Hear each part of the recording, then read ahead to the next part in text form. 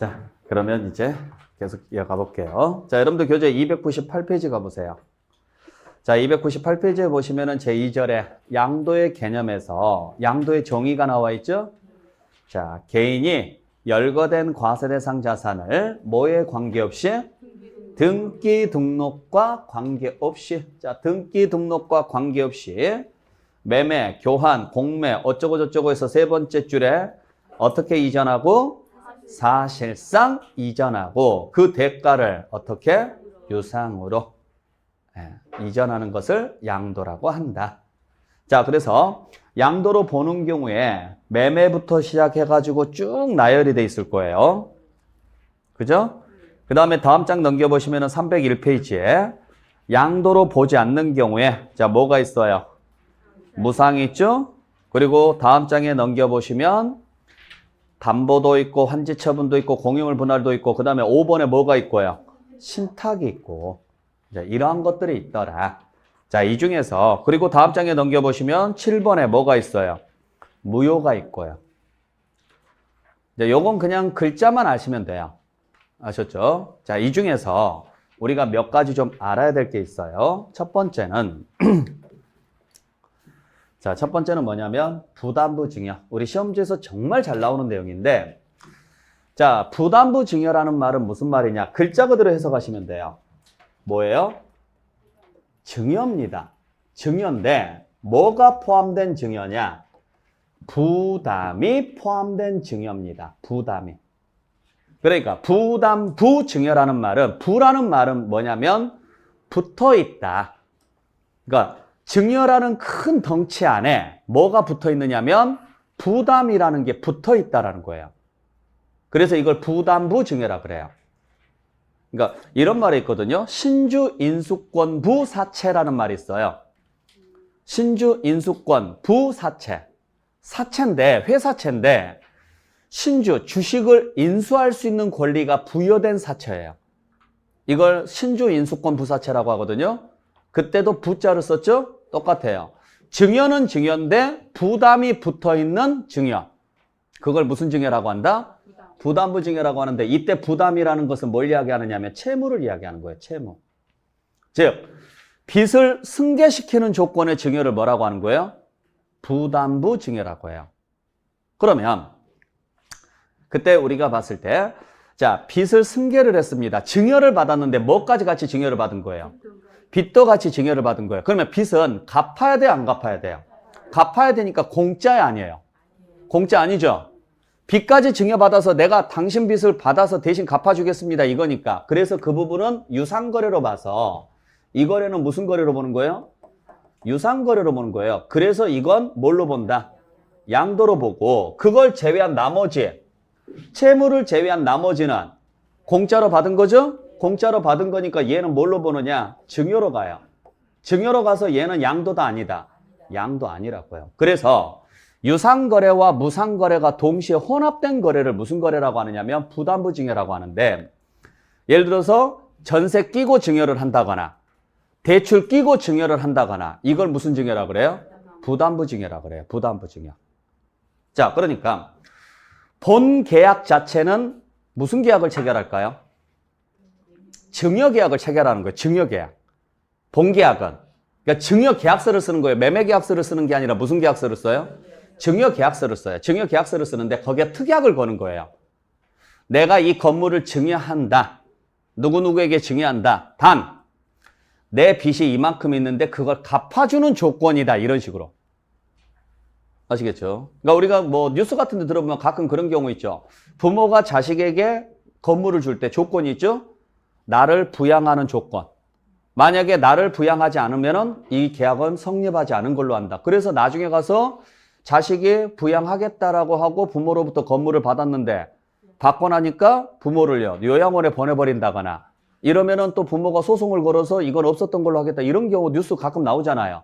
그게 전부 부담부 증여예요. 쉽게 말하면. 자, 그랬을 때 본계약 자체가 증여계약이니까 누구랑 누구랑 관계예요? 증여자와 수증자 관계예요. 그러면 증여자가 수증자에게 무슨 증여를 했다? 부담부 증여를 했으면 우리는 두 개로 쪼개야 돼요. 그 증여된 금액 중에서 뭐에 해당하는 금액? 채무에 해당하는 금액과 그 채무를 제외한 나머지 금액으로 쪼개는 거죠. 그랬을 때 채무에 해당하는 부분은 수중자가 받아서 뭐 해야 돼요? 갚아야 되니까 무슨 거래로 보고? 유상거래로 보고, 채무를 제외한 나머지는 그냥 받기만 하면 되니까 무상거래로 봐서 증여로 가는 거죠. 그러면 유상거래로 보는 부분은 주는 쪽에서 뭐 한 걸로 봐서? 양도한 걸로 봐서 무슨 세금을 내시고? 양도소득세를 내시고, 아까 유상거래는 양도라고 그랬죠? 반대로 무상거래는요, 증여로 봐서 무슨 세금을 내는 거고? 증여세를 내는 거고, 거기에 관계없이 일단 무슨 세금은 무조건 내셔야 돼요? 취득세는 무조건 내셔야죠. 그러니까 취득세는 유무상에 관계없이 다 낸다 그랬잖아요. 아시겠죠? 자, 그래서 유상거래와 무상거래가 혼합된 거래가 부담부증이에요. 그러니까 보통 거래가 이루어지게 되면 아까 말씀드렸던 거, 아까 그림 그려드렸던 것처럼 거래가 이루어지면 세금은 기본 두 개예요. 하나는 무조건 무슨 세금이 나와요? 취득세는 무조건 내야 돼요. 하나는. 그리고 나서 뭘 따져요? 누가 이익을 받는지를 따져요. 그랬을 때 양도한 사람이 이익을 받으면 무슨 세금? 양도소득세. 받는 사람이 이득을 받으면 증여세. 이렇게 나오는데 이 세 개가 동시에 나오는 게 부담부증여라고 해요. 자, 그래서 예를 들어서 갑이라는 분이 을이라는 분에게 건물을 증여를 합니다. 10억짜리를 증여한다라고 가정을 하죠. 그러면 갑은 세금 낼 게 있어요, 없어요? 없죠. 증여를 했으면 세금 낼 게 없죠? 을이 10억에 대해서 무슨 세금 내야 돼요? 취득세하고 증여세를 내야죠. 그죠? 근데 조건을 걸어요. 부담부 증여를 하면서 조건을 걸기를 뭐라고 걸었느냐?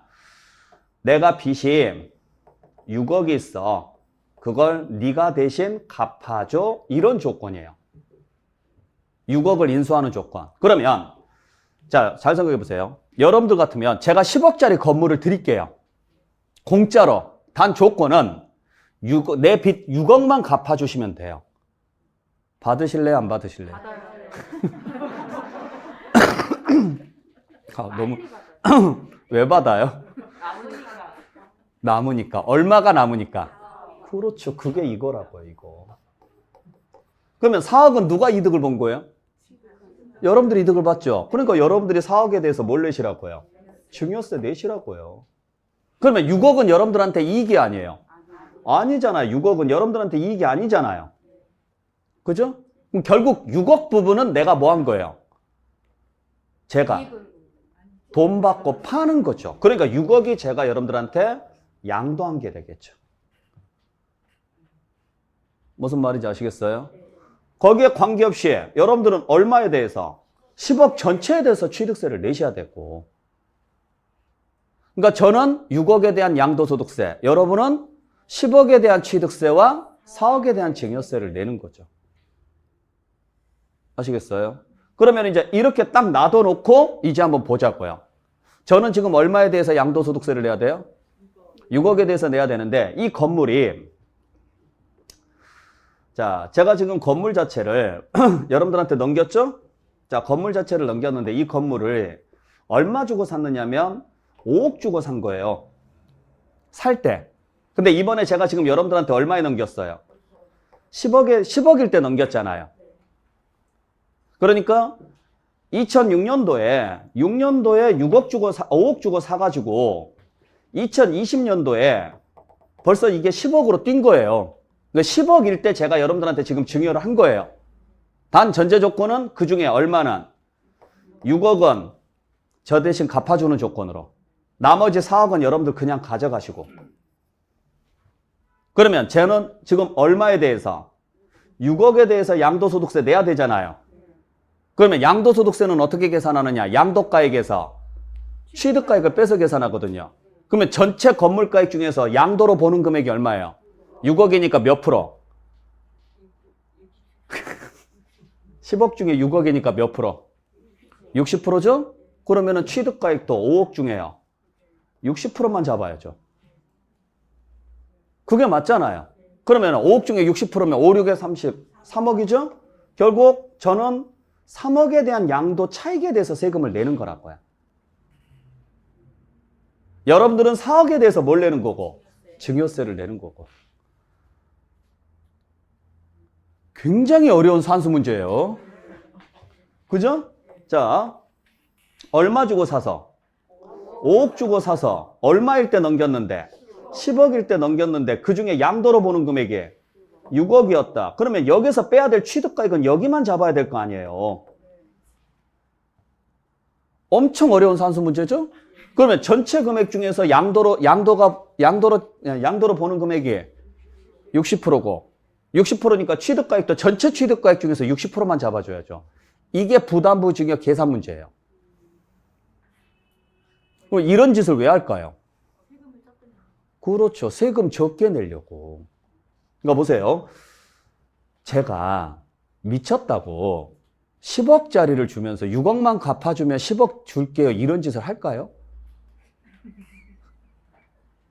그럼 이런 짓은 누구한테 할 것 같아요? 그렇죠. 가족 아니면 안 하겠죠. 상식적으로 생각해 보세요. 제가 6억을 못 갚아서 이 짓을 하겠냐고요. 10억짜리 건물 있는데. 네? 만약에 제가 빚이 6억이 있잖아요, 지금. 근데 10억짜리 건물 있으면은 그냥 10억짜리를 10억 받고 팔아가지고 나온 돈으로 6억을 갚아버려도 나는 4억이 남잖아요. 그게 나한테는 현실적인 현명한 방법이죠. 그걸 포기하고 증여를 했다? 누가 보더라도 가져가고 하는 거예요.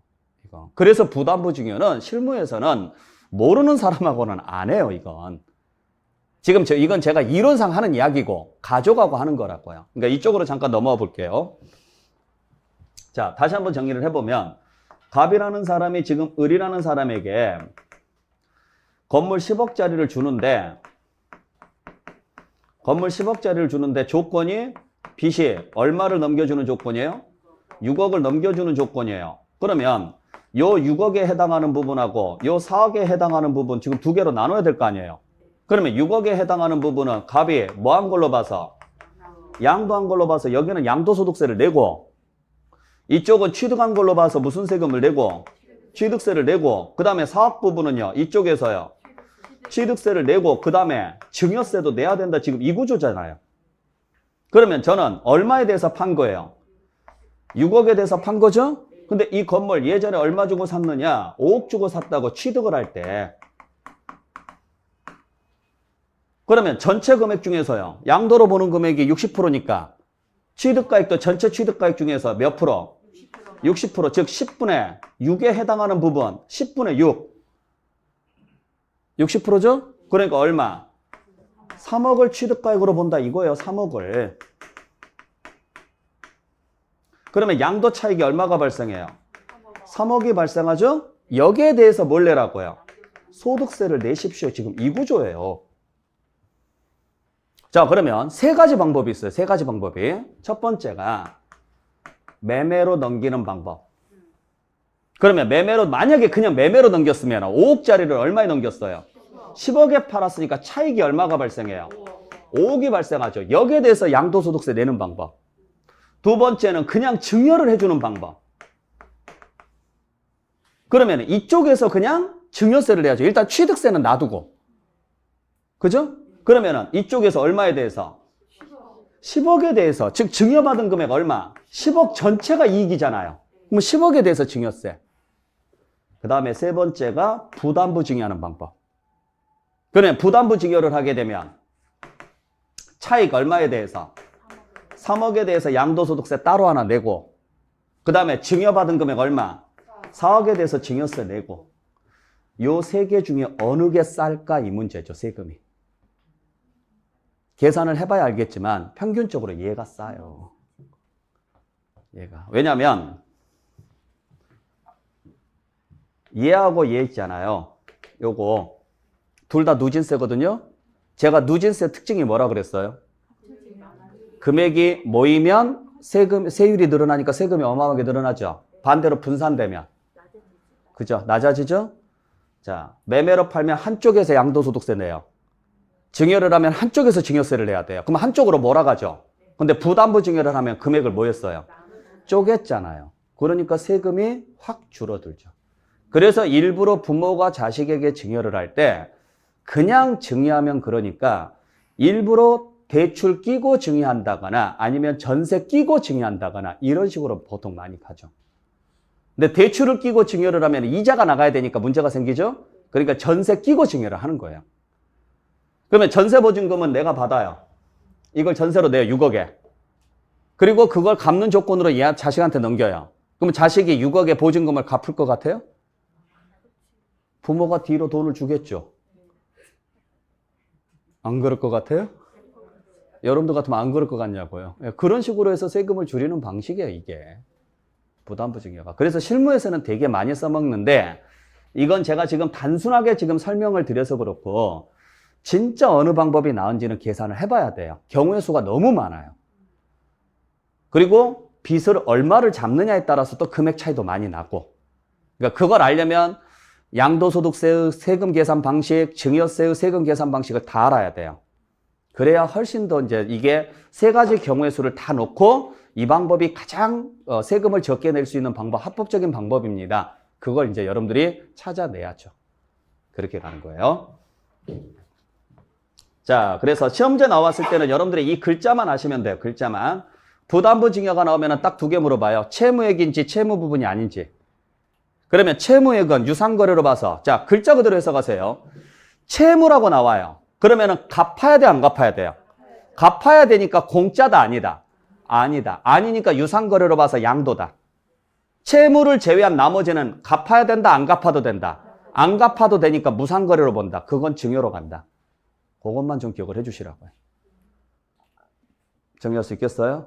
네, 그렇게 보시면 돼요. 자, 그 다음에 두 번째는 경매는 양도입니까? 아닙니까? 경매 양도 맞죠?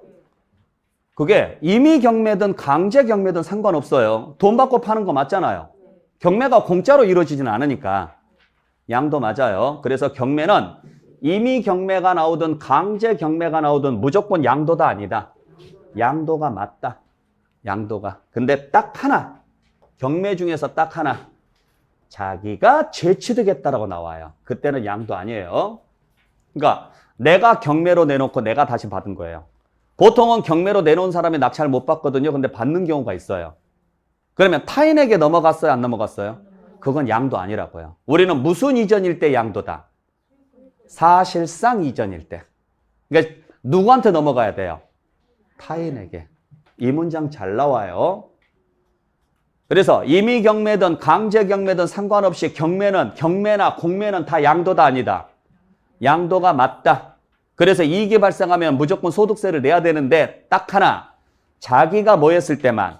재취득했을 때만. 우리 교재는 지금 없는 문장인데 알고는 계시라고, 시험제 잘 나오는 문장이니까. 또 교환은 양도야, 아니에요? 교환은 무조건 양도죠?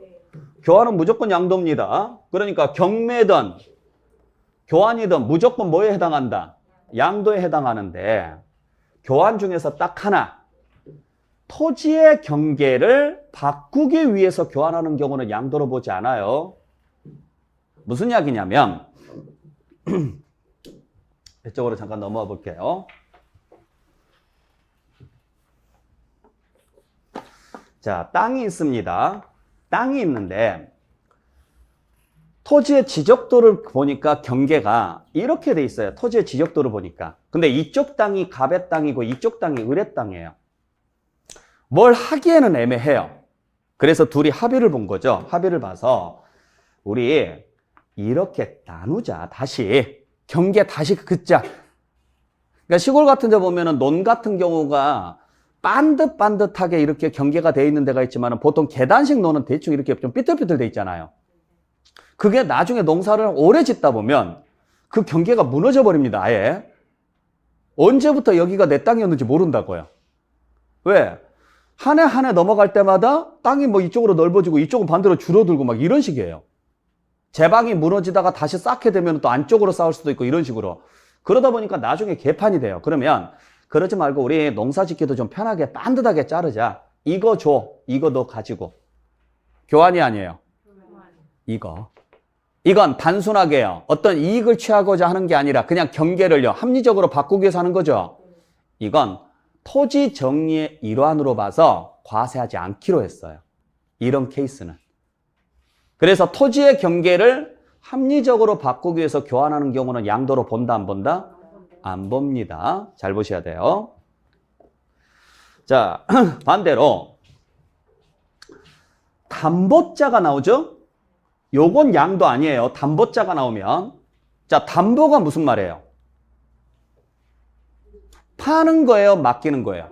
맡기는 거죠. 파는 게 아니죠? 맡기는 거. 쉽게 말하면 전당포예요. 양도다 아니다? 아니에요. 그러니까 아까도 말씀드렸다시피 모르는 사람이 보면 뭐 한 것처럼 보여요? 파는 것처럼 보이죠? 자, 시계를 주고 돈을 받아야 안 받아요? 받잖아요. 그러니까 모르는 사람이 보면 매매처럼 보인다고요. 그래서 보일 때는 뭐처럼 보이지만 양도한 것처럼 보이지만 내용을 들여다보니까 파는 거다, 맡기는 거다. 맡기는 거니까 이건 양도 아니라고요. 그러면 왜 맡겼을까요? 아니, 담보로 맡긴 이유가 뭘까요? 그래요, 돈 필요해서. 그러면 나중에 그 돈 갚아야 돼, 안 갚아야 돼요? 근데 안 갚아요. 안 갚으면 시계 돌려받아요, 못 돌려받아요? 못 돌려받죠? 그러면 완전히 넘어간 거죠? 그래서 무슨 글자가 나오면? 채무 불이행이 나오면 그때는 양도예요. 글자 정확히 보셔야 돼요. 자, 그래서 담보는 양도다, 양도 담보는 양도다 아니다? 아니지만 무슨 글자가 나오면? 채무 불이행으로 인해서 변제 충당됐다. 이건 대물 변제거든요. 그때는 양도에 해당하고. 자, 그 다음에 환지 처분이나 보류지 충당은 나중에 여러분들이 공법 시간에 배우셔야 돼요. 도시개발법 배웠어요? 진짜?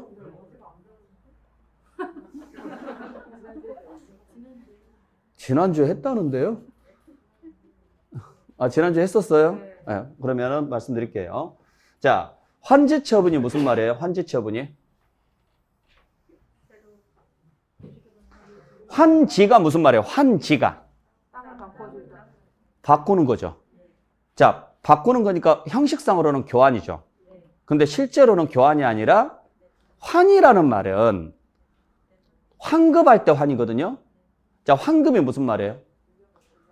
돌려받는 거죠. 누구 걸? 내 걸. 내가 낸 돈을 돌려받는 게 환급이죠? 그럼 환지는요? 내 땅을 돌려받는 거예요. 그러니까 도시개발 사업을 할 때 두 가지 방식이 있어요. 환지 방식이 있고 수용 방식이 있는데 수용 방식은 돈 받고 파는 거니까 양도이 아니에요. 양도인데 환지 방식은 땅을 맡겨놓은 다음에 나중에 도시개발 사업이 끝나면 돌려받는 거예요. 단 지목이나 지번이 바뀌어서 오니까 형식적으로는 다른 땅을 받는 것처럼 보여요. 근데 실제로는 내 땅을 돌려받는 거라고요. 그래서 사실상 양도다 아니다? 아니라는 거죠. 아시겠죠? 그리고 도시개발 사업을 할 때 환지 방식으로 도시개발 사업을 하면 내 땅 중에 내가 돌려받을 수 있는 권리는 얼마만큼이에요? 딱 절반만 돌려받아요. 그죠? 내 권리 면적은 절반이죠? 그럼 나머지는요? 기부해야 돼요. 그죠? 사업비용에 쓴다거나 아니면은요, 공공용지로 쓴다거나 기부해야죠. 내 땅 개발해줘서 고마우니까 이만큼은 기부해 줄게요. 그게 뭐예요? 보류지예요. 그러니까 보류지는 양도다 아니다? 아니에요. 자, 기부라는 것은 무상이잖아요. 그래서 환지 방식으로 도시개발 사업을 하면 세금이 안 나와요. 환지 처분이나 보류지 충당은 양도다 아니다? 아닙니다. 내 땅을 돌려받거나 기부하는 거니까. 근데 환지 처분 당시에 내 권리 면적을 받아야 되는데 토지를 쪼개다 보면 내 권리 면적을 못 받을 때가 있어요. 어쩔 수 없이. 그래서 적게 받아요. 그걸 뭐라 그래요? 감안지라 그래요. 감안지. 그러면 그 감소된 부분은 대가를 보상받아야 돼, 안 받아야 돼요? 받아야죠. 그래서 그건 돈 받고 팔았다 그래서 양도라 그래요. 그래서 감안지에 대해서는 보상금을 받잖아요. 그 받는 보상금을 뭐라 그래요? 청산금이라 그래요. 청산금. 그리고 보류지에 사업비용에 쓰세요. 공공용지에 쓰세요라고 기부하는 것을 충당이라고 한다면 남는 땅을 그냥 파는 것은 매각이라 그래요. 매각은 그냥 매매니까 양도이 아니에요. 양도 맞고요. 매각은. 그러니까 이 개념을 여러분들께서 공법책에 적어 놓으시라고요. 공법책, 여러분들 세법책 많이 봐요, 안 봐요? 공법책 많이 봐요, 안 봐요? 공법책은 많이 봐야 될 거 아니에요. 아셨죠? 공법책에 환지처분 나와 있어요, 안 나와 있어요? 거기에 동그라미 쳐놓고 양도 아님 이렇게 적어 놓으시라고요. 제발 좀. 그리고 가만지 나오거든요. 거기에다가 양도 이렇게 적어 놓으시라고요. 그래야 그나마 공법책 보면서 아 이게 왜 양도가 아니고 얘 이게 양도인지 알기라도 하죠. 제발 좀 해주세요. 자, 그 다음에 분할이 무슨 말입니까, 여러분들? 분할? 쪼개는 거죠? 파는 게 아니잖아요. 그러니까 분할이 나오면 양도가 아니에요. 분할은. 근데 분할하면서 어떻게 되느냐면 내 지분이 감소할 때가 있어요. 감소. 자, 감소했다는 이야기는 무슨 이야기예요? 줄어들었어요. 줄어들었죠? 그러면 그 줄어든 부분은 어떻게 됐다는 이야기예요? 팔았단 소리잖아요. 설마 아니 불타서 없어졌겠냐고요. 자, 여러분들하고 저하고 5대5로 가지고 있는 이 건물을 분할해요. 분할하면서 6대4로 분할을 해요. 그러면 내가 4가 됐을 때 1은 여러분들한테 판 거죠? 그 1에 대해서 보상금, 대가를 받고 팔았으면 그건 양도라고요.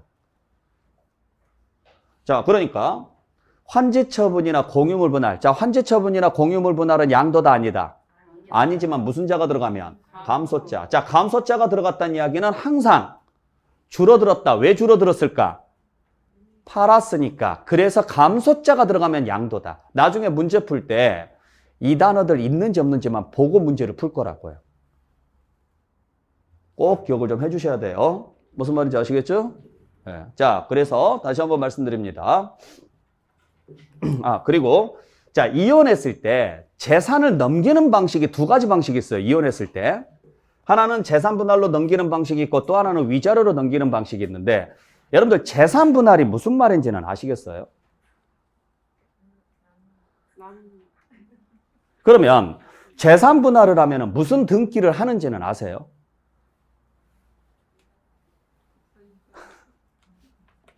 사람들이 재산 분할을 오해하시는 분들이 있어요. 그러면 위자료는 뭔지 아시겠어요? 위자료? 뭘 위로할 건데요? 슬픔을 위로한다고요? 마음에도 없는 소리를. 속으로 박수 칠 거면서 무슨 슬픔 같은 소리를. 자, 위자료는 왜? 대놓고 또 축하하면 또 뭐냐고요, 또. 마음속에 그런다고 하더라도 그냥 대충. 자, 여러분들 이 안에서는 요 안에서만큼은 여러분들 수십 번을 제가 이혼을 시킬 거예요. 그런가 보다 하세요. 제 마음속 깊은 곳에 언젠가부터 묻어놨던 그 마음을 항상 끌어내셔야 돼요. 요 안에서만큼 나가서는 써먹지 마시고. 아시겠죠? 자, 이혼을 한다라고 생각을 해보세요. 왜냐면 이게 웃기려고 하는 게 아니라 시험 문제 잘 나와요. 이혼을 했을 때 제일 먼저 무엇부터 하실 것 같아요? 그죠? 제일 먼저 할 건? 물론 이제 뭐 소송 어쩌고 이제 그거 놔두고 재산 분할부터 해야죠. 그죠? 재산 분할이 무슨 말이냐면 여러분들이 가끔 오해하시는 게 되는데 재산 분할을 재산을 나누는 것이다 라고 생각을 하시는데 재산을 나누는 게 아니라 내 재산 찾아오는 거예요. 네 재산 돌려주는 게 재산 분할이에요. 아시겠어요? 자, 그러니까 이혼을 딱 하면 제일 먼저 무엇부터 하느냐면 등기부부터 통장까지 다 가지고 와요. 서로가. 그래서 등기부상에 네 이름으로 돼 있는 건 일단 네가 가지고 있고 내 이름으로 돼 있는 건 내가 가지고 있고 그 다음에 이제 뭘 다퉈요? 네 거 내놔봐. 네 이름으로 돼 있는 거 내놔봐. 자, 그랬을 때 요거 우리 엄마가 사준 거잖아. 내놔. 그게 재산분할. 그래서 재산분할을 하면 무슨 등기를 하느냐면 이전 등기를 해. 이전 등기.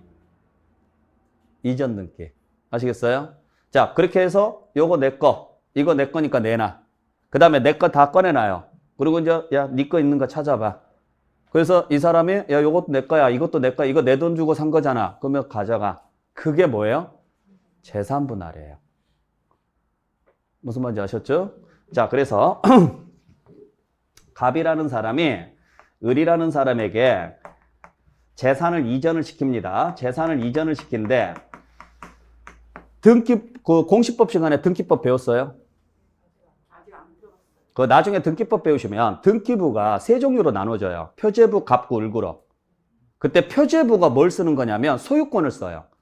그때 소유권에가 소유권 보존, 소유권 이전, 소유권 이전 이렇게 쓰는데 대부분 원인이 매매 이러거든요. 거기에 재산 분할이라고 적혀요. 그러면 이렇게 딱 적히면 그 해에 위에 사람하고 그 사람이 이혼한 거예요. 등기부 띄워보세요. 그럼 진짜 그거 적혀 있는 거 있어요. 가끔. 네. 그러면 이건 무슨 이야기인지 아시겠죠?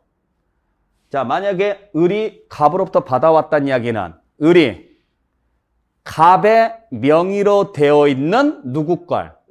을의 걸. 네 명의로 되어 있는 내 걸 가져온 거예요.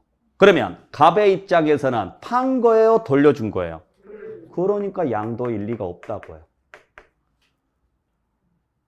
아시겠어요? 그러면 을의 입장에서는 가져왔어요? 안 가져왔어요? 가져왔으니까 을은 취득세를 내야 돼요. 취득세를. 그러면 반대로 을도 갑에게 돌려줬을 때 이렇게 가겠죠? 자, 그리고 나서 재산 정리가 끝났어요. 그 다음에는 이제 뭘 하셔야 돼요?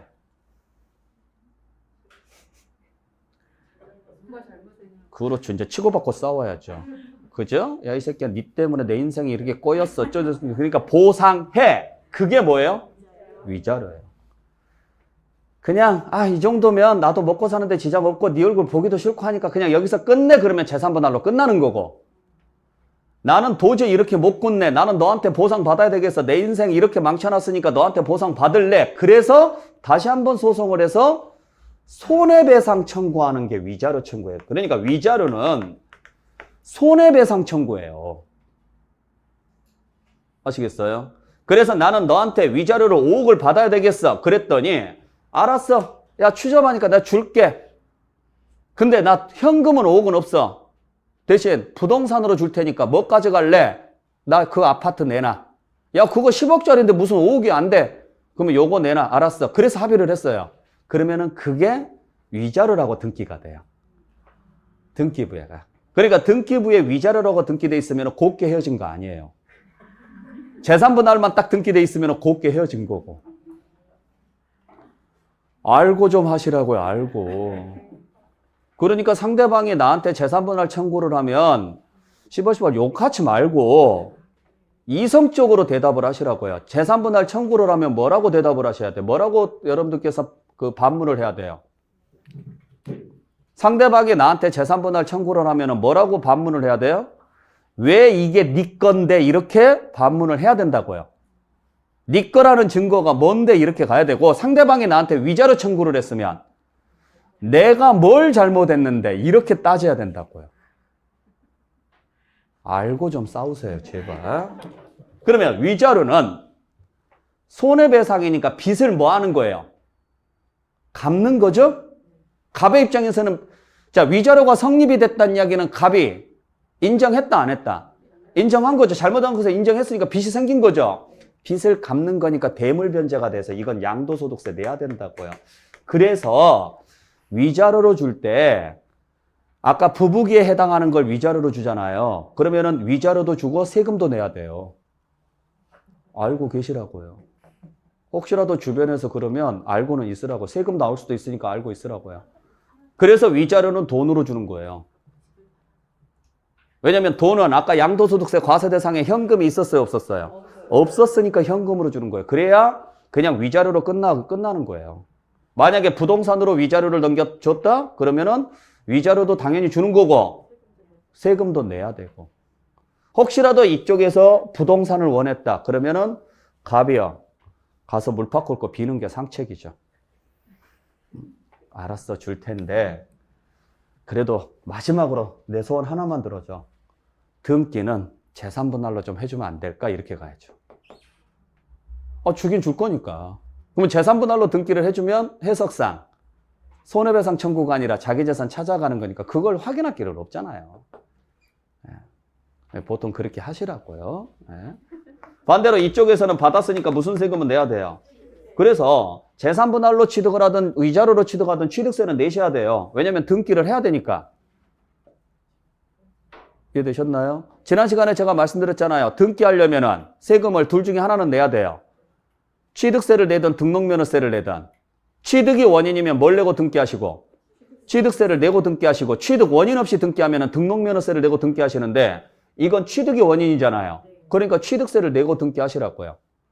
재산분할로 받아오든 위자료로 받아오든 관계없이.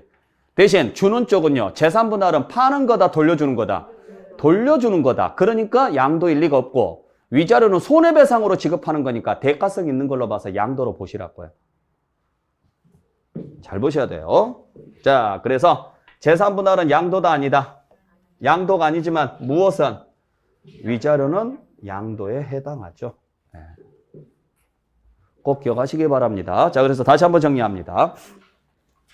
부담부증여는 양도다. 자, 부담부증여가 나왔다. 그러면 채무액은 양도지만 채무를 제외한 나머지는 양도가 아니고, 경매는 무조건 양도지만 자기가 재취득했으면 양도 아니고, 교환은 양도지만 토지의 경계를 바꾸기 위해서 교환하는 경우는 양도 아니에요. 반대로 담보가 나오면 양도다 아니다.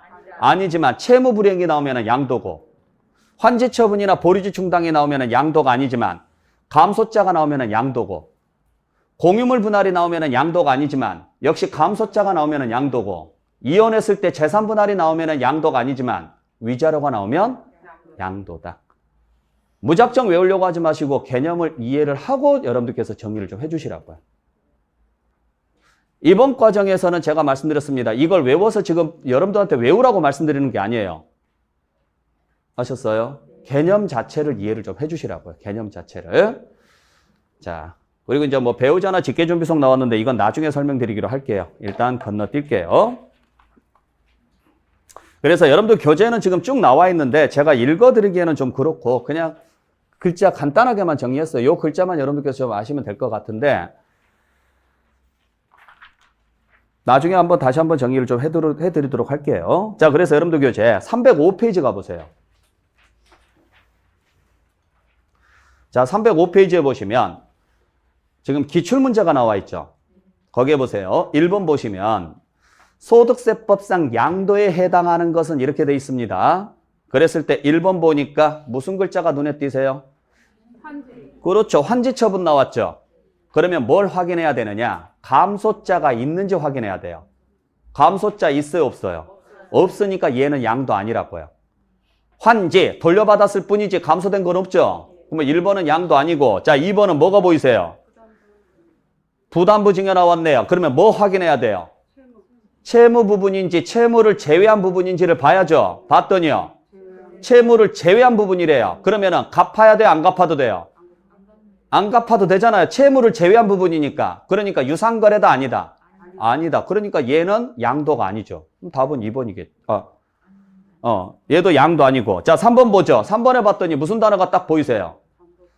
담보. 자, 담보의 동그라미. 담보 나왔으니까 양도다 아니다? 아닌데 뒤에 가서 뭐의 밑줄? 채무불이행의 밑줄. 담보로 맡겼는데 안 갚았대요. 그러면 양도 맞아요? 안 맞아요? 맞잖아요. 그러니까 답은 3번이겠죠. 이런 식으로 나중에 문제를 풀어낼 거라고요. 4번은 뭐의 동그라미?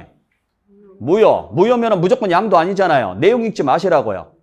5번은요. 경매의 동그라미? 자기가 재취득의 밑줄. 자, 경매만 나왔으면 양도겠지만 자기가 재취득했으면 양도다 아니다? 아니라는 거죠. 이런 식이에요. 또 2번 보죠. 2번 봤더니 역시 자, 과세 대상이 아닌 거 물어봤습니다. 기업번 봤더니요. 보류제 충당이 나왔습니다. 기부하는 거죠? 양도 아니네요. 과세 안 될 것이고.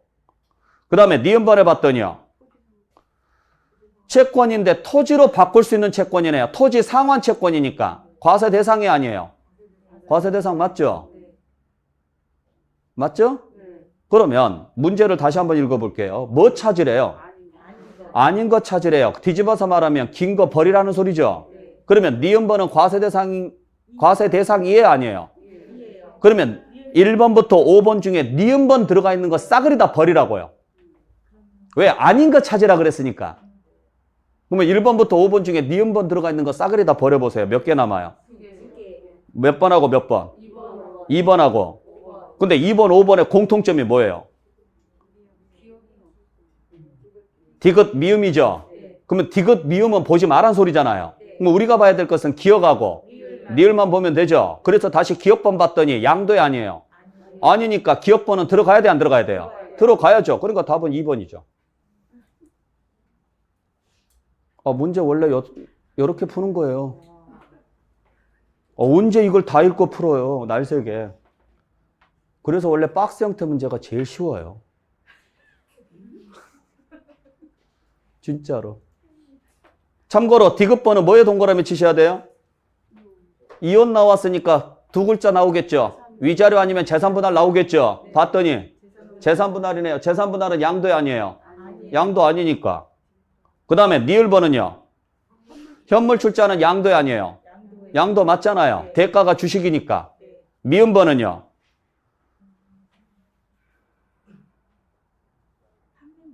건설업의 동그라미, 건설업.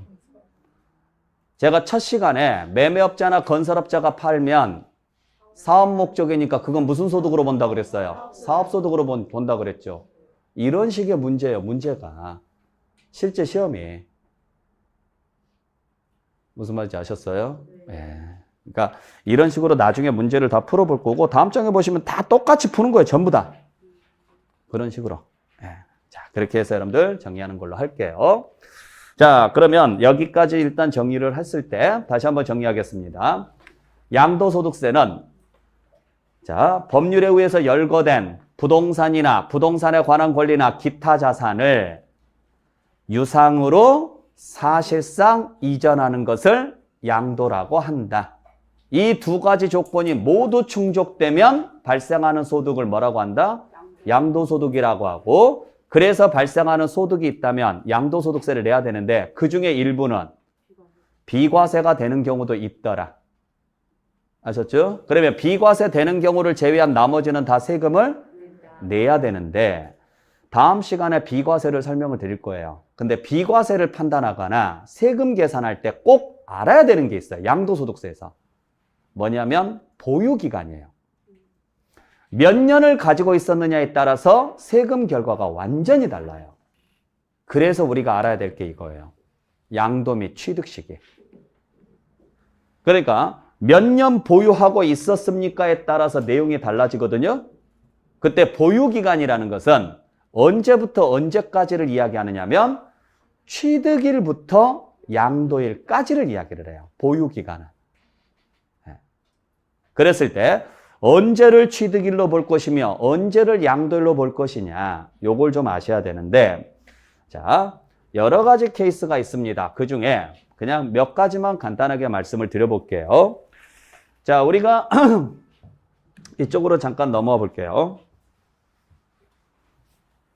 넘어와서 자산을 취득을 합니다. 자산을 취득을 해서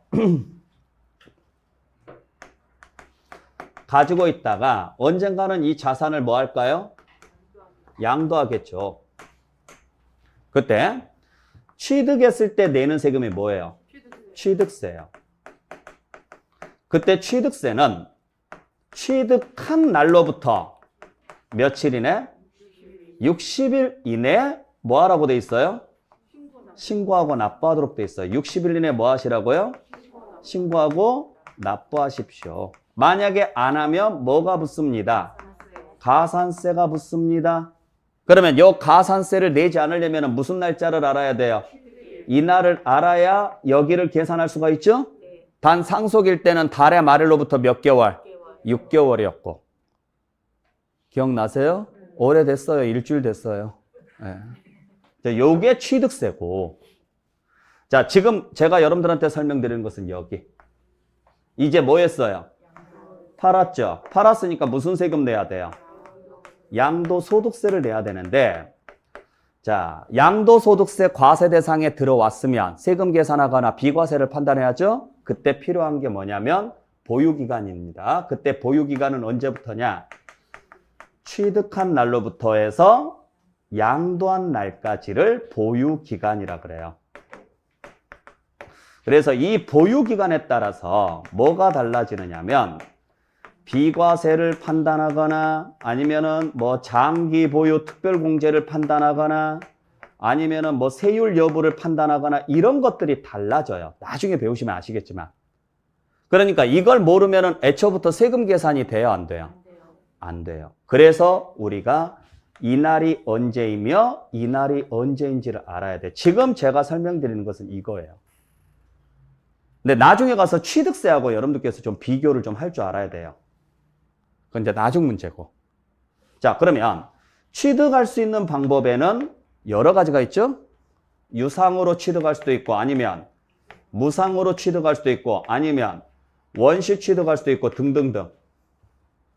대신 파는 것은요. 유상 이전밖에 없죠. 유상 이전만 뭘로 보니까? 양도로 보니까. 무상 이전은 양도 아니잖아요. 그래서 이걸 지금부터 보자라는 이야기예요. 자, 그래서 유상으로 취득해서 유상으로 팔았을 때, 무상으로 취득해서 팔았을 때, 원시 취득, 즉 신축해서 팔았을 때 등등등. 그랬을 때 언제를 취득일로 볼 것이냐. 가장 일반적인 경우가 유상거래죠. 네. 그랬을 때 유상으로 거래를 했으면 유상거래의 가장 대표적인 케이스가 뭐예요? 매매죠. 그러면 매매였을 때 언제 취득하고 언제 판 걸로 볼 것이냐. 당연히 매매는요. 그렇죠. 잔금일로 가겠죠. 잔금일. 그걸 뭐라고 표현하느냐면 대금청산일이라 그래요. 대금청산일. 어렵진 않죠? 네. 그래서 그냥 대금청산일에 뭐 한 걸로 본다? 취득 또는 양도한 것으로 본다. 취득 또는 유상일 때. 문제는 그 대금청산일이 분명하지가 않아요. 그러면 언제로 가느냐? 그때는 등기 접수일로 가요. 등기 접수일. 그리고 대금 청산 전에 먼저 등기가 됐어요. 즉 잔금 전에 등기가 먼저 들어갈 수도 있어요, 없어요? 있죠? 어떤 경우냐면 담보대출 받을 때 내가 잔금 치를 돈이 없어요, 여러분들한테. 그러면 여러분들한테 양해를 구하고 뭐 합니까? 등기를 먼저 받아와요. 그러면 등기를 받아왔으니까 은행에다가 담보로 맡겨서 대출 받을 수 있죠. 그걸로 잔금 치러요. 그러면 잔금 치르기 전에 등기가 먼저 들어왔죠. 그때는 등기일로 간다고요. 그래서 일반적인 경우에는 무슨 날로 간다? 대금청산일로 가되 대금청산일이 분명하지 않거나 먼저 등기했으면 무슨 날로 간다? 등기 접수일로 간다고요. 결국에는 대등 중 빠른 날로 가요. 근데 그게 수용이면 하나가 더 들어가요. 대금청산일과 등기 접수일과 수용 개시일 중에서 빠른 날로 가요. 주의하셔야 될 것은 수용일 때는 무조건 수용 개시일로 한다 그러시면 안 돼요. 잘 생각해 보세요. 수용을 당하면 보상금을 먼저 받을까요? 아니면 수용이 먼저 될까요? 항상 신기해요. 물어보면 왜 수용이 먼저 된다고 하죠? 어디 영화만 봤어요? 아니, 여러분들 집이 수용된다고 생각해 보세요. 보상을 먼저 받고 싶어요? 수용을 먼저 당하고 싶어요? 그래요. 그게 정상이라고요. 아시겠어요? 그러면 보상을 먼저 받았죠? 이게 기본이에요, 원래. 보상을 받았으면 나는 나가야 돼, 안 나가야 돼요? 그래요. 그러니까 수용되기 전에 먼저 보상을 받았으면 이날 파는 걸로 보라고요. 근데 보상금 협상이 결렬이 돼요. 그러면 끝까지 나는 안 나가고 버티죠? 그럼 강제 수용이 들어와야 안 들어와요? 그러면 수용이 먼저 들어왔죠? 그때는 수용 개시래. 왜? 수용 들어왔을 때 나 쫓겨나잖아요. 그러니까 이날 팔린 걸로 본다고요. 그러니까 무조건 수용 개시일에 양도한 걸로 보는 게 아니라 보상을 먼저 받았으면 보상 받은 날, 보상 받기 전에 먼저 수용이 됐으면 수용된 날, 이날 취득한 걸로 봐요. 그래서 대금청산일, 등기 접수일, 수용 개시일 중에서 빠른 날로 간다. 아셨나요? 자, 그 다음에 장기할부 같은 경우는 장기할부 조건으로 취득 또는 양도했을 때는 언제로 가느냐면 여러분들 잘 생각해 보세요. 장기할부가 뭔지는 아시죠? 그죠? 지금 우리가 알고 싶은 것은 뭘 알고 싶어요? 보유기간이에요. 보유기간. 그러면 할부로 사거나 할부로 팔았을 때 물건은 잔금일에 넘겨요? 그 전에 넘겨요? 그래서 이때는 대금 청산일이 필요가 없어요. 그 전에 물건이 넘어갈 거니까. 그래서 대금 청산일이 안 나와요. 안 나오고 무슨 날이 나오느냐? 등기 접수일이나 인도일이나 사용 수익일 중에서 빠른 날이라 그래요. 무슨 말인지 아시겠어요? 그러니까 자, 예를 들어서 자동차를 생각해 보시면 돼요. 자, 예를 들어서 취득을 했는데 3년 할부로 샀다라고 가정을 하죠. 여러분들 부동산 같은 경우 할부로 사는 경우도 있어요. 많지는 않은데 할부로 사는 경우가 있어요. 이제 보통 LH공사로부터 받을 때는 보통 할부로 사요. 그걸 연부라고 해요. 취득세에서는.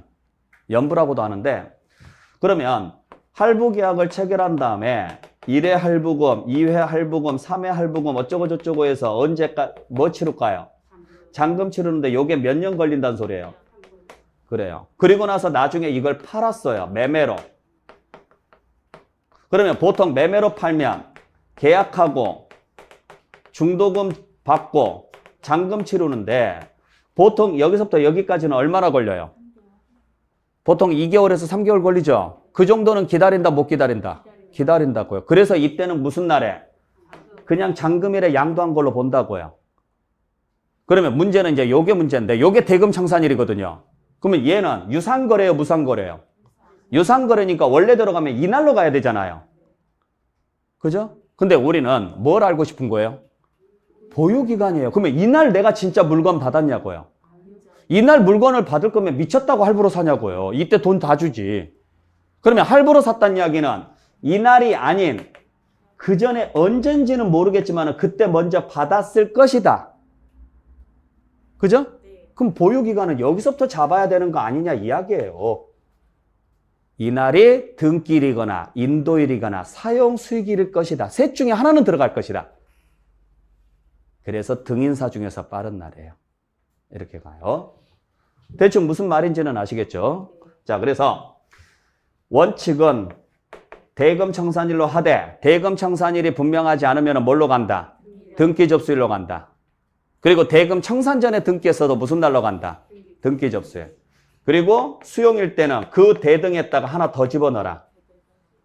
그래서 대금 청산일, 등기 접수일, 수용 개시일로 가라. 근데 장기 할부일 때는 얘가 나올 수가 없다. 그러니까 무슨 날로 가라? 등기 접수일이고 할부로 샀으니까 수용하고는 상관없잖아요. 그러니까 숫자가 아니라 인도일이나 사용 수익일이 따라올 것이다. 그래서 등인사 중에서 빠른 날이다. 이런 식으로 가요. 아시겠어요? 표정들이 영 안 좋아서. 네. 자, 그 다음에 상속은 언제가 취득일이냐? 상속이 뭐한 날? 개시된 날이에요. 대신 증여는 언제냐면 증여를 받은 날이 취득일이고요. 뭐 어려운 내용 아니죠? 상속이니까 상속 개시고 증여니까 증여 받은. 상속은 받은이라는 글자를 쓰시면 안 돼요. 증여는 개시라는 글자를 쓰시면 안 돼요. 이유는 아시죠? 상속은 계약에 의해서 승계되어 자동 승계예요. 언제? 그렇죠. 그러니까 사망한 시점에 자동으로 넘어간다 그래서 상속 개시라 그래요. 받는 사람의 의지가 중요한 게 아니라 사망이라는 사건이 중요한 거예요. 근데 증여는 쌍방 합의가 있어야 돼요, 없어야 돼요? 있어야죠. 주고자 하는 사람이 줘야 되고 받고자 하는 사람이 받아야 돼요. 그러니까 받고자 하는 사람의 의지가 중요한 거예요. 그래서 받은 때 아무리 증여를 한다고 했는데 받는 사람이 나 안 받을래 이러면요. 증여는 이루어지지 않거든요. 그 다음에 자, 건축한 걸 팔았을 때 취득일은 언제냐? 건축이면 당연히 뭐가 나와요? 승인이 나와요. 그래서 사용 승인서 교부일로 가요. 근데 만약에 무허가로 지었죠? 그러면 그때는 그냥 사용일로 가요. 사용일이 취득일이에요. 그러니까 허가받지 않고 짓더라도 최소한 무엇은 들어가느냐면 전기라든지 수도는 들어가요, 안 들어가요? 들어가죠? 물론 이제 여러분들 TV에서 뭐 나는 자연이다 보면은 그냥 전기도 없고 그냥 수도도 되죠. 그런 것까지 이제 들어가면 너무 복잡해지고. 무슨 말인지 아셨죠? 그러니까 일반적으로 보면은 보통 전기 같은 경우는 들어가잖아요. 그러면 전기 계량기 돌아가는 그 시점. 그때부터가 취득일이라고요. 아시겠죠? 네, 그렇게 보시면 되고. 자, 그 다음에, 자, 이제 여기까지가 기본 사항입니다. 기본 사항이고, 그 외에 이제 몇 가지 더 말씀을 드린다 그러면, 대금을 청산을 했어요. 대금을 청산을 했는데 목적물이 완성이 안 됐어요. 그러면 당연하죠. 언제부터 가질 수 있어요? 그렇죠. 완성되지 않았으면 언제부터? 완성된 날. 확정되지 않았으면 언제부터? 확정된 날. 글자 그대로 가면 돼요. 글자 그대로. 그래서 여러분들 교재 309페이지 가보세요. 309페이지 보시면 양가로 4번에 자, 완성 또는 확정되지 않은 첫 번째 줄에 완성 또는 확정되지 않은 이렇게 나오죠? 그러면 끝에 가서 똑같은 글자가 한 번 더 나와야 돼요. 완성 또는 뭐한 날? 확정된 날. 이렇게. 어렵진 않잖아요. 그러니까 원래는 대금 청산일로 가야 돼요. 근데 돈을 다 줬는데 아직 물건이 안 만들어졌으면 나는 언제부터 가질 수 있냐고요? 그렇죠. 그 말이에요. 그 다음에 환지 처분이 나오잖아요. 그러면 언제가 취득일이냐면 환지 전이에요. 전. 거기 보면 나와 있듯이. 그래서 동그라미 1번을 보시게 되면은요. 세 번째 줄에 언제라고 돼 있어요? 환지 전. 근데 동그라미 2번에 보시면 중간에 증가나 감소자가 들어가요. 그때는 다음 날로 가요. 다음 날로. 환지 처분 공고일의 다음 날이 언젠지는 아세요? 환지 처분 공고일의 다음 날. 배웠다며요. 자, 이렇게 보시면 돼요. 어려운 내용 아닙니다. 토지를 샀어요. 토지를 사가지고 가지고 있다가 도시개발 사업에 의해서 환지로 받았어요. 그걸 팔았어요. 2004년도에 취득을 해서 2016년도에 도시개발 사업에 의해서 환지로 받았고 2020년도에 팔았다라고 가정을 하죠.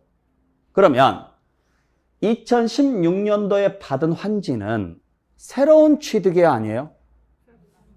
새로운 취득이 아니에요? 아니죠. 환지라는 말이 무슨 말인데? 환지라는 말이 내 땅을 돌려받는 거잖아요. 그러니까 새로운 취득 아니죠? 그래서 환지 받은 토지는 여기서부터 있었던 걸로 보라고요. 이렇게. 언제부터? 환지 전 토지 취득일로부터. 그런데 이때 증가분이 생겼어요. 그러면 새로운 취득이 아니에요. 새로운 취득이죠? 그러면 그 증가분은 언제부터 있었던 걸로 봐야 돼요? 이때부터 있었던 걸로 봐야죠. 자, 만약에 이때 감소분이 생겼어요. 그러면 양도 아니에요? 양도 맞죠? 그러면 이건 언제 팔린 걸로 봐요? 요때 팔린 걸로 봐야죠. 그러면 증가 또는 감소는, 즉 취득 또는 양도는 이날 있었던 걸로 봐야죠? 그죠? 환지 받은 날, 그 환지 받은 날이 환지 처분 공고일의 다음 날이에요. 그러니까 환지 처분 공고가 되면 다음 날 소유권이 넘어와요. 그 넘어오면서 증가된 부분은 그날 취득한 걸로 보고 소유권이 넘어오면서 감소된 부분은 그날 뭐 한 걸로 보고 양도한 걸로 보고 계산하라고요.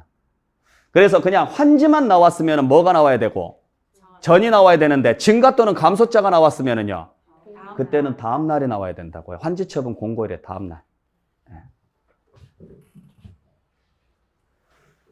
그 다음에 민법 제245조에 따라서 점유로 취득하는 경우 있거든요. 그때는 언제가 취득일이냐면 점유를 개시한 날이 취득이래요. 요건 민법 시간에 배우셔야 돼요. 그러니까 자, 점유를 시작을 했습니다. 그리고 나서 시효가 끝나면 시효가 완성이 되면 내 재산이 돼요. 혹시 민법 시간에 시효 배우셨어요? 점유시효? 아직 안 배웠어요? 나중에 이제 배우시면 아실 건데 20년이 지나면 내게 돼요. 20년이 지나면. 그러면 법원의 판결을 받아서 뭐 하면 되느냐면 등기를 하고 등기를 했으니까 이제 뭐 할 수 있어요? 팔 수 있어요. 자, 우리는 어느 시점에? 양도 시점에 몇 년을 가지고 있었느냐를 지금 따지는 거죠. 그러면 등기할 때부터 가지고 있었어요? 점유할 때부터 가지고 있었어요? 그러니까 이날부터라고 잡으라고요. 보유기간. 등기부상으로는 이날부터 되어 있는데 이날로 가지 마시고 우리는 무슨 관계를 가지고 따진다? 사실관계를 가지고. 사실관계를 가지고. 자, 그 다음에 무효 판결로 환원됐죠. 그러면 언제가 취득일이냐면 당초 취득일이 취득일이에요. 무효 판결로 환원이 됐으면. 자, 그러니까 자산을 취득을 해서 가지고 있다가 팔았어요. 팔았는데 그게 다시 환원된 거예요. 환원됐어요. 그걸 다시 팔았어요. 근데 그 환원된 사유가 뭐냐면 무효로 인해서 환원됐어요. 불법 거래를 통해 가지고 법률상 무효가 된 거예요. 그러면 등기부상으로는 이날 새로 취득한 것처럼 보이지만 새로 취득한 거예요? 아니죠. 그러니까 보유기간은 여기서부터 잡으라고요. 언제부터? 당초 취득일로부터 이렇게 가라고. 그게 지금 6번, 7번에 나와 있는 내용이죠. 그래서 6번에 보면은 민법 제245조 이렇게 나온다. 그러면 그때는요. 점유를 개시한 날이고 7번처럼 무효 판결이 나옵니다. 무효 판결이 나왔을 때는요. 판결일이 아니라 언제? 당초 취득일로부터 그렇게 가셔야 돼요. 자, 그래서 나머지 건 놔두시고 요 정도는 여러분들이 좀 보시길 바랍니다. 흐름만 좀 이해를 하자고요. 이해되셨어요? 그래서 우리가 자 유상 일반적인 경우는 언제로 하느냐? 자, 일반적인 경우는 대금 청산일로 한다. 근데 대금 청산일이 분명하지 않거나 대금 청산 전에 등기했으면 등기 접수일로 하시고 수용에 의해서 양도됐으면 대등수 중에서 빠른 날이다. 장기할부에 의해서 취득 또는 양도했으면 등인사 중에서 빠른 날이다. 상속이면 상속 개시일이고 증여면 증여 받은 날이고 자가건축은 사용 승인서를 받은 날로 하되 허가받지 않았으면 사실상 사용일로 간다. 아셨죠? 그 다음에 완성 또는 확정되지 않았으면 완성 또는 확정된 날로 갈 것이고 환지 처분으로 취득한 자산은 환지 전 토지 취득일로 하되 증가 또는 감소자가 들어가면 환지 처분 공고일의 다음 날이 나와야 되고 민법 제245조에 의해서 점유로 취득한 자산은 점유 개시일이 될 것이고요. 무효 판결로 인해서 환원된 자산을 양도했을 때는 당초 취득일이 취득일입니다. 이러한 식이에요. 가만 보면 저만 죽어라고 공부하는 것 같아요. 오늘 또 저는 열심히 공부했습니다. 자, 그래서 우리가 오늘은 여기까지 정리하도록 할게요. 고생 많이 하셨고, 자, 다음 시간에는 그러면은 이제 양도의 과세 대상하고 개념까지 살펴봤고, 그 다음에 보유기간까지 봤죠? 이걸 가지고 이제 비과세 여부를 판단할 거예요. 그래서 다음 시간에 여러분들 비과세 시간에 다시 찾아뵙도록 하겠습니다. 자, 오늘 수고 많이 하셨고, 뭐 당분간은 지금 여러분들 직접 뵙기는 좀 힘들어졌죠?